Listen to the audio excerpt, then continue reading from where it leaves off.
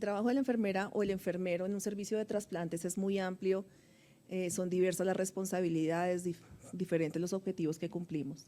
Vamos a hablar como las generalidades de lo que hacemos en un día a día de un servicio de trasplantes, no importa el órgano. Esta presentación sirve para cualquier tipo de órgano, sirve para hígado, para riñón, pulmones, corazón, inclusive para los tejidos y las válvulas. Esto resume más o menos lo que yo considero que es una enfermera de trasplantes. Es el pilar en su servicio, tiene el conocimiento del proceso de trasplantes desde el ingreso del paciente hasta su procedimiento.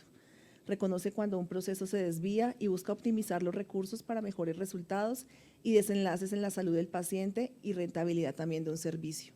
Nosotros obviamente tenemos un objetivo principal que son nuestros pacientes, que les vaya bien, que tengan procedimientos exitosos, pero también tenemos que velar por la seguridad de nuestros servicios, por la economía de nuestros hospitales en un momento de crisis de nuestro proceso de salud. Bueno, ¿y cómo logramos que se controlen los gastos en un servicio de trasplantes? Lo primero es que tenemos que conocer claramente el portafolio de servicios que estamos ofreciendo como servicio, como institución. También debemos conocer las fortalezas de nuestro equipo, qué es lo que mejor hacemos y en lo que no hacemos bien, tenemos que mejorarlo en algún momento y llegar a la excelencia. Identificamos los gastos adicionales, qué cosas se salen de nuestro control y cómo podemos mejorar un poco la aplicabilidad de estos procedimientos. Monitoreamos los tiempos de procesos, optimizamos los recursos tecnológicos y humanos, tramitamos ágilmente todo lo que tenga que ver con el proceso administrativo de nuestros trasplantes. Para nadie es un secreto que los pacientes sufren mucho con las administradoras de servicios de salud. ¿Por qué? Porque el trámite es diferente en las ciudades, porque el trámite no es fácil, porque no tienen los recursos. Entonces la enfermera de trasplante siempre va a ser la que les ayuda a los pacientes, les explica cómo hacer los trámites más fáciles y muchas veces realiza los trámites para agilizarlos. También mostramos resultados y los resultados se hacen por medio de informes. Y para los informes, las enfermeras de trasplante siempre llevamos estadísticas y recogemos todos los datos de las cosas importantes en los servicios, los tiempos, el número de trasplantes, nuestros pacientes, cómo se están comportando nuestros números, nuestros porcentajes, nuestros indicadores. ¿Cómo conocemos a los pacientes de trasplantes? Eso es un proceso que es muy largo, es un paciente que llega a un servicio que puede ser por urgencias, puede ser remitido, es un paciente que llega a una consulta de primera vez y dice, buenas, soy enfermo. ¿Enfermo de qué? Enfermo de hígado, riñón, corazón, pulmón, no importa el órgano, es un paciente que llega nuevo a un servicio que no conoce, a un hospital que no conoce y muchas veces a una ciudad que no conoce. A esos pacientes hay que orientarlos. Nosotros lo que hacemos es buscarles unas consultas de primera vez, una con enfermería que se encarga de dar toda la educación, explicarle al paciente cómo es el proceso, explicarle cómo se pueden facilitar las cosas, qué es lo que debe esperar de este proceso que está llevando a cabo en este momento. También lo citamos a una consulta con los clínicos y a una consulta con los cirujanos, que es lo primero que definimos, si el paciente tiene realmente indicación o no de estar en un servicio de trasplantes. ¿Qué es la indicación? Es que el paciente sí esté obviamente enfermo de ese órgano, de ese tejido, pero que además se vaya a beneficiar de un trasplante de órganos, no solamente recibir a un paciente en lista y trasplantarlo pensando que llegó remitido, no. Nosotros tomamos decisiones nuevas, volvemos a conocer al paciente, muchas veces arrancamos las evaluaciones desde cero, conocemos al paciente, lo presentamos y definimos si realmente el paciente se va a beneficiar, si para su vida va a ser mejor un trasplante o quedarse con la enfermedad que tiene con un buen manejo. Cuando el paciente se define que si tiene esa indicación, se lleva a una evaluación. La evaluación es interdisciplinaria. En las evaluaciones interdisciplinarias, lo que hacemos es que todos los profesionales de trasplantes del área y del órgano que esté necesitando el paciente participan como valorando al paciente integralmente, no solamente físicamente, obviamente su patología, sino también la parte biopsicosocial. Para nosotros es muy importante que el paciente tenga una red de apoyo, que el paciente quiera trasplantarse, no solamente que esté enfermo, sino que él asuma su enfermedad, la reconozca y quiera salir adelante. Cuando el paciente se evalúa después de unos 3 o 4 días, que puede ser hospitalizado, puede ser ambulatorio, lo presentamos en una junta de trasplantes y en la junta de decisiones que se define si el paciente va o no va para un trasplante y si tiene algún pendiente que lo pueda pues bloquear para el ingreso a lista de espera. Los cumplimientos de pendientes son muy sencillos, generalmente lo que hacemos es autorizar con las EPS, los cumplimientos son mínimos, seguramente algún examen adicional, un concepto adicional, y mientras tanto nosotros ¿qué estamos haciendo? Tramitando las autorizaciones frente a las EPS para que el paciente pueda ingresar a la lista de espera. En el momento que el paciente ingresa a la lista de espera, ya es un paciente que en cualquier momento puede ser elegible y llevado a trasplante. Y eso ya es un éxito para el paciente, porque muchas veces el bloqueo para los pacientes es llegar a los servicios. Ya cuando el paciente está en un servicio de trasplantes y puede entrar a una lista de espera, es una esperanza de vida para ellos.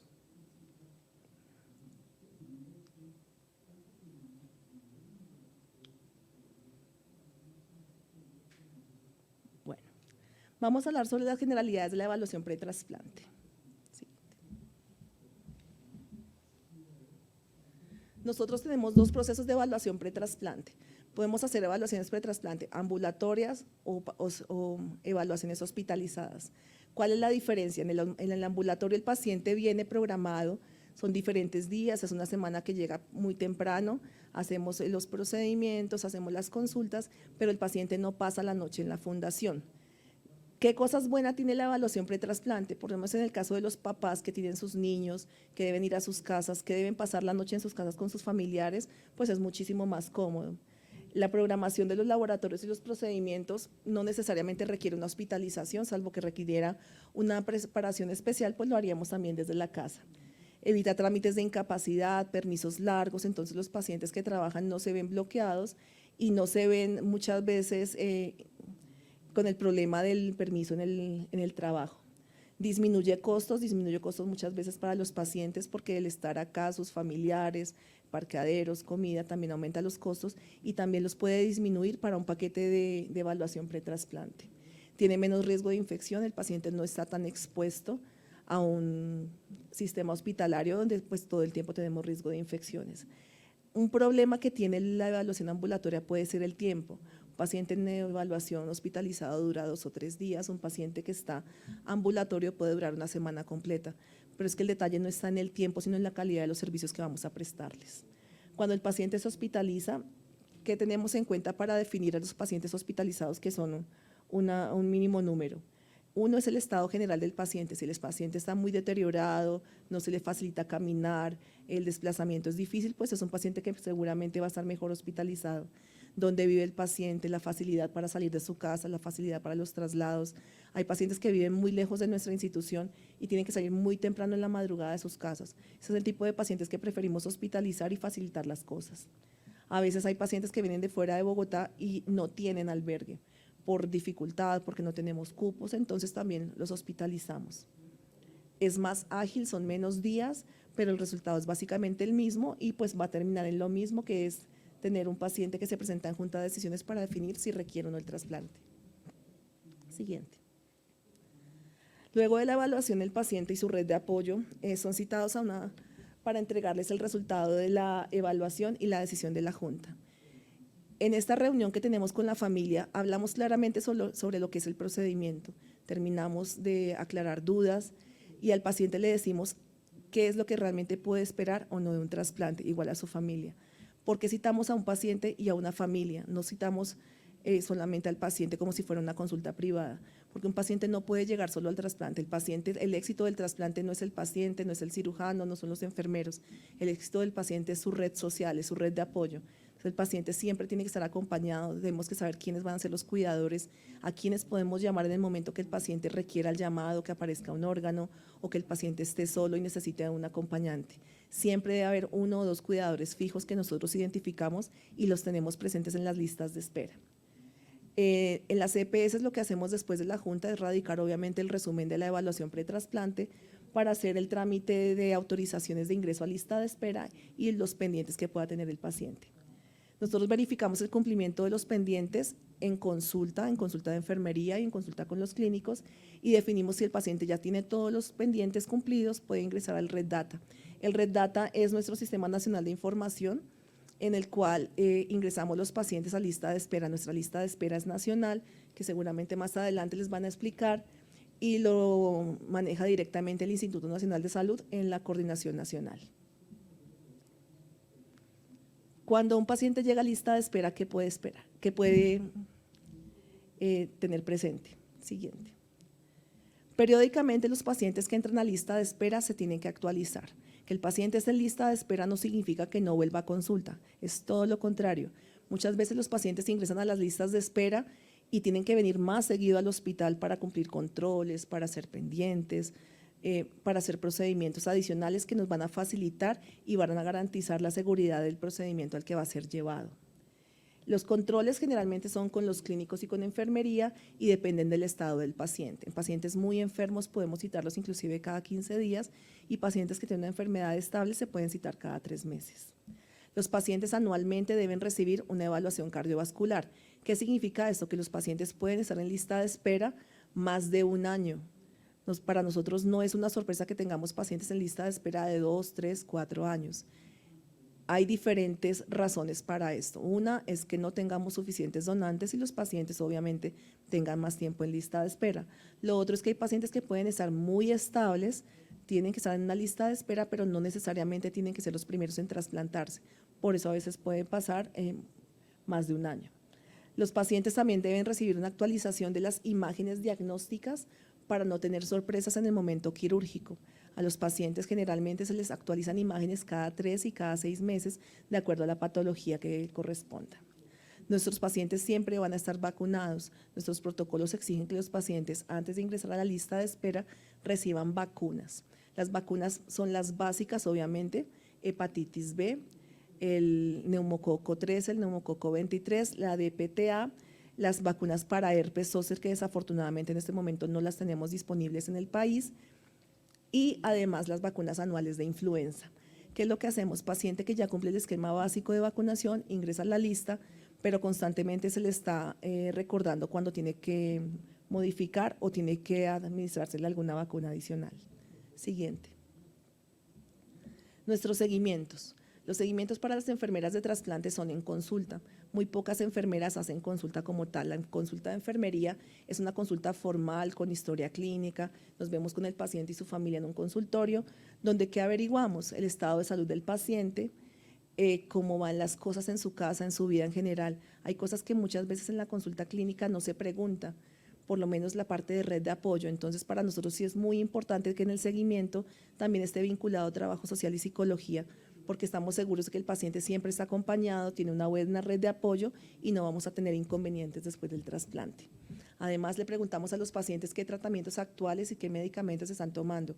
Muchos pacientes pueden ser medicados fuera de nuestra institución y no sabemos qué tan bueno o tan malo sea el tratamiento que esté recibiendo, entonces lo verificamos con el paciente para definir si puede continuar o no con el tratamiento.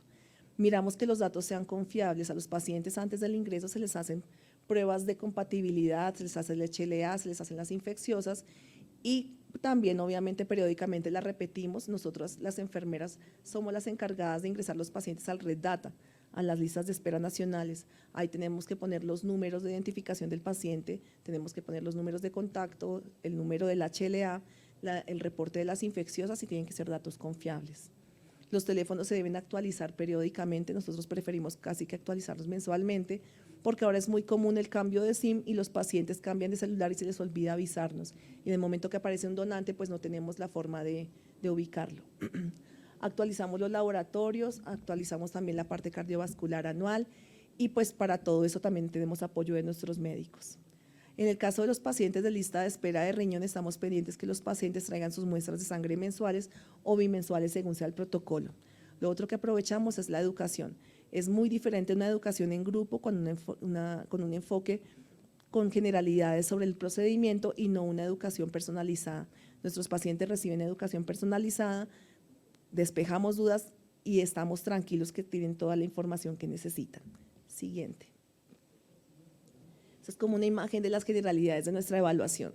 Siempre paciente y familia, siempre paciente acompañado. Para nosotros no es importante que sea el papá, la mamá, el esposo. Para nosotros, a nosotros lo que nos importa es que tenga una muy buena red de apoyo, que tenga unos amigos comprometidos, una familia comprometida, una pareja comprometida.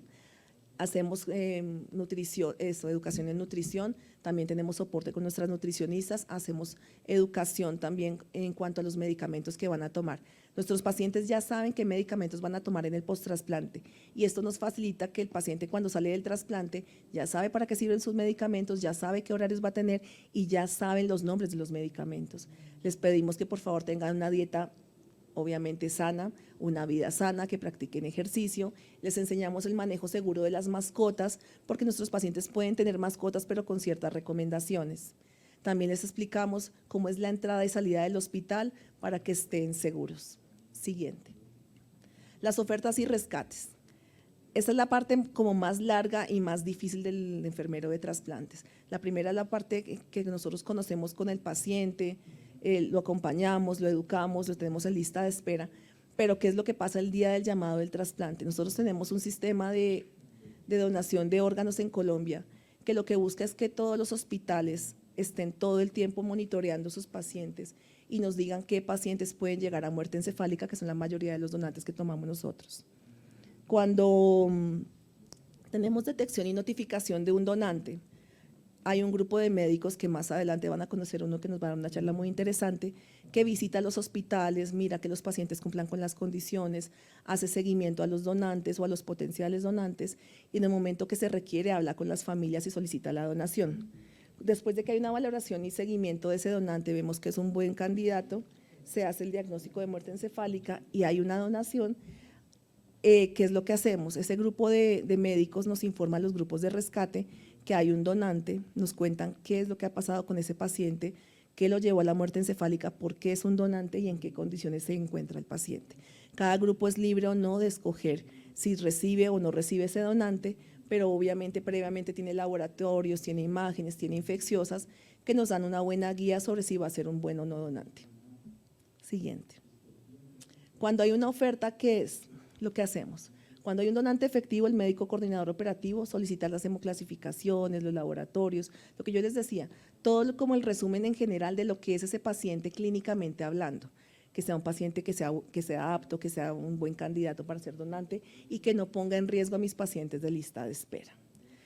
Esto tiene un proceso bastante largo y si ustedes se preguntan, un proceso de rescate puede durar hasta 24 horas, por eso los pacientes muchas veces llegan a los servicios de urgencias o a los servicios de hospitalización y duran un día hospitalizados sin que les definan si los van a trasplantar o no. Es que este proceso no es fácil, es un proceso en que tenemos que mirar a un paciente integralmente en menos de 24 horas y nuestro donante es un paciente más, es un paciente que va a salvar vidas y por lo tanto tenemos que tratarlo muy bien y conocerlo muy bien.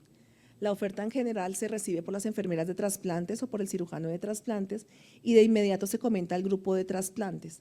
La idea de comentarla con el grupo es que haya un consenso de si ese órgano es bueno o no para mi paciente y quién va a ser el receptor.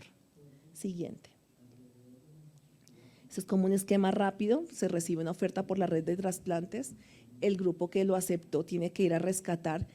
La forma de ir a rescatar obviamente depende de la ciudad, depende del grupo, pero nosotros tenemos que tener los recursos disponibles para un rescate de órganos desde un taxi, camioneta, un avión o muchas veces vuelos comerciales. Se llega a una cirugía en un hospital que no es nuestro hospital, entonces nosotros lo que hacemos es pedir prestadas las salas de cirugía, pero llevar nuestro propio instrumental para no incomodar y para no gastar recursos que muchas veces para esos hospitales pueden ser importantes. Hacemos una cirugía, es una cirugía bastante larga, una cirugía que lleva alrededor de 5 horas, donde se gastan insumos supremamente caros, pero siempre con un objetivo que es salvar una vida. Estos son líquidos de preservación, que son los que utilizamos en los órganos para rescatarlo, y al final vemos un pequeño riñoncito.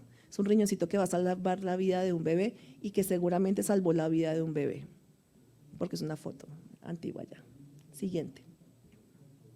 Los criterios de distribución, entonces si yo ya tengo un donante, tengo un órgano, debo saber a quién se lo voy a poner.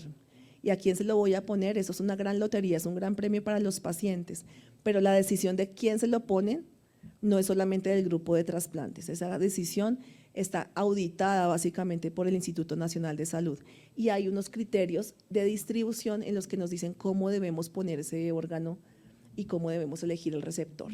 Se debe tener en cuenta lo primero, que es el grupo sanguíneo. No estoy hablando de hígado, no estoy hablando de riñón, no estoy hablando de corazón, cualquier órgano. Lo primero que miramos es el grupo sanguíneo, la edad del donante y la posible edad del receptor. La severidad de enfermedad del paciente. Siempre se deben trasplantar los pacientes que tienen más riesgo de fallecer, los que están más enfermos en la lista. Aquí no hay palancas. Aquí la única palanca que uno puede pensar que tienen son los niños siempre van primero. Los tiempos de isquemia, ¿a qué me refiero? Que si un hígado está en una ciudad alterna, también tenemos que definir cuál es el mejor tiempo y a qué grupo le puede convenir más. Quién tiene mejor o menor compatibilidad y cuáles son o han sido donantes previamente. Siguiente. El trasplante. En el trasplante, que es el día más esperado de nuestros pacientes, van a recibir una llamada. Esa llamada generalmente es hecha por el enfermero de trasplantes.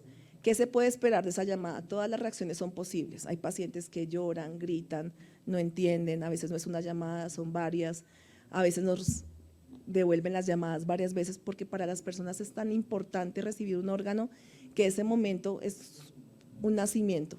Ellos siempre lo describen como eso, es volver a nacer. Entonces el momento de la llamada es una llamada muy clara donde uno les dice básicamente buenos días o buenas noches, generalmente es en la noche, hay un órgano para usted, por favor acérquese al hospital. Eso lo hacemos todos los enfermeros de trasplantes en el mundo. O sea, es una sensación de felicidad, de estrés, de angustia, porque a veces los pacientes no saben cómo responder. Entonces es un momento tensionante, pero que tenemos que llevar con paciencia. El paciente ingresa al hospital, se le toman laboratorios, se le toman imágenes, se actualiza todo lo que tenemos pendiente, y no pendiente porque no se haya hecho, sino porque es un paciente que puede haber estado en control hace 3 meses y el paciente entra con toda seguridad a una sala de cirugía. Cuando el paciente va a ingresar a la sala de cirugía, preferimos hacer baños previos. Todos nos preguntan por qué los bañamos, si es que no vienen bañados de su casa. Claro que vienen bañados de su casa, pero lo que hacemos es bañarlos con una solución antiséptica que nos evita infecciones en las heridas quirúrgicas, en los sitios de inserción de los catéteres y es más seguro para los pacientes. Trasladamos al paciente a salas de cirugía rápidamente cuando sabemos que el hígado, el riñón, el corazón o los pulmones sirven, porque aquí el tiempo es oro. Entre más rápido se ponga un órgano que en ese momento se encuentra dentro de hielo, pues más rápido va a arrancar y va a tener mejores resultados. Al final vemos una cirugía donde estamos poniendo eso, es un hígado. Entonces es como el momento pleno, o sea, como culminamos todo, donde todas las cosas funcionan, donde vemos un hígado que está pálido, frío, vuelve, recibe sangre, se pone rojito, caliente y empieza a arrancar, y una familia que está afuera esperando que nosotros hagamos a decirle sí, su familiar está bien y hay un órgano funcionando, y un paciente que se despierta preguntando si ya orina, que si su hígado, riñón está funcionando, y eso es bastante emocionante. Siguiente. ¿Cuál es el rol de la enfermera dentro del trasplante o del enfermero dentro del trasplante? Ya dejamos atrás al paciente que evaluamos, al que presentamos en junta, al que conocemos si estamos en lista de espera y la enfermera que fue al rescate. Ahora es una enfermera que está dentro del hospital con un órgano que se va a trasplantar. Entonces la enfermera de trasplante, ¿qué hace? Organiza el ingreso del paciente desde el llamado, la preparación de ese paciente para el procedimiento quirúrgico, la logística, y la logística se refiere que hay un grupo afuera rescatando, un grupo adentro que va a trasplantar y hay tiempos que hay que cumplir. Yo no me puedo dar el gusto de que mi paciente se demore 1 hora tomándose un electro, yo tengo que agilizar las cosas para que todo sea muy rápido y las isquemias sean muy corticas. Acompañamos también a la familia, reperfundimos el órgano, apoyamos a las enfermeras quirúrgicas y de hospitalización en el cuidado de los pacientes y preparación de los pacientes. Y hoy en día nosotros como grupo lo que hacemos es prestar cuidado directo al paciente que no ingresa a las unidades de cuidado intensivo. Nosotros como grupo de trasplante hemos ido trabajando en el tiempo, hemos mejorado y hemos optimizado absolutamente todos nuestros procesos de tal forma que ya nuestros pacientes, la mayoría, no requieran unidad de cuidados intensivos. Estamos aplicando protocolos de salida de pacientes desinvadidos a recuperación, de pacientes que seguramente tienen un poquito de soporte, pero que en unas horas se les va a poder quitar el soporte, y estos pacientes salen extubados, sin sondas. En 2 o 3 horas les vamos a dar una primera dieta líquida, los vamos a cuidar, los vamos a tener a recuperación y van a pasar a piso sin requerir una unidad de cuidados intensivos, lo cual es una novedad, porque la mayoría de instituciones pasaban los pacientes a cuidado intensivo 3 o 4 días, a veces más. Nosotros estamos logrando con eso, obviamente, un paciente que se va más rápido para su casa, que se recupera mejor y que está más tranquilo.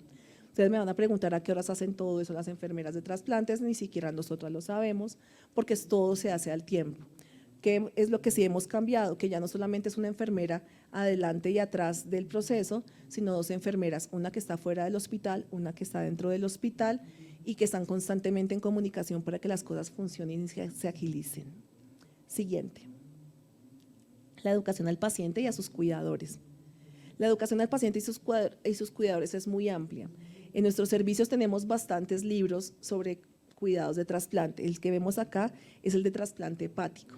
En estos libros ustedes ¿qué pueden encontrar? Entonces encuentran qué es el hígado, qué es la enfermedad hepática, por qué se enferma el hígado, qué puede esperar usted de su enfermedad hepática, por qué se enfermó ese hígado, o sea, fue por alcohol, fue una enfermedad autoinmune, fue una infección adquirida, qué pasó con ese hígado, cómo es el proceso de la evaluación del pretrasplante, cómo es el ingreso a la lista de espera, cómo es el procedimiento quirúrgico, cuál va a ser la cicatriz que le va a quedar, cómo va a cuidar su cuerpo, cómo va a cuidar su salud en general y qué puede esperar después del trasplante. En este libro también encuentran estas tablas, que son las tablas de medicamentos. Lo que yo les decía, nuestros pacientes ya desde que entran a la evaluación saben qué van a tomar en el trasplante. Con eso se van entrenando, conocen los horarios, conocen de qué colores son las pastillas. Hay cosas tan básicas como para un paciente que no sabe leer y escribir, hay que decirle de qué color son las pastillas que se va a tomar o las cápsulas que se va a tomar. Entonces lo que hacemos con nuestros pacientes es explicarles esto. Les explicamos la importancia del lavado de manos, de ponerse el tapabocas, de una vida completamente sana, de hacer ejercicio, de no subir peso, de disminuirlo si lo requiere. Todo esto es un trabajo integral que puede llevar meses, puede llevar años, pero pues que siempre tiene un resultado final satisfactorio para los pacientes, que es una nueva vida, es una nueva calidad de vida y es un paciente que vuelve a ser productivo para la sociedad y su familia. Siguiente. Estas son nuestras referencias, pues es nuestra guía educativa, el protocolo de manejo de trasplantes y los invito a que revisen en la página del Instituto Nacional de Salud. Está toda la información sobre trasplantes, sobre la red de trasplantes. Es una información bastante interesante. Siguiente. Muchísimas gracias.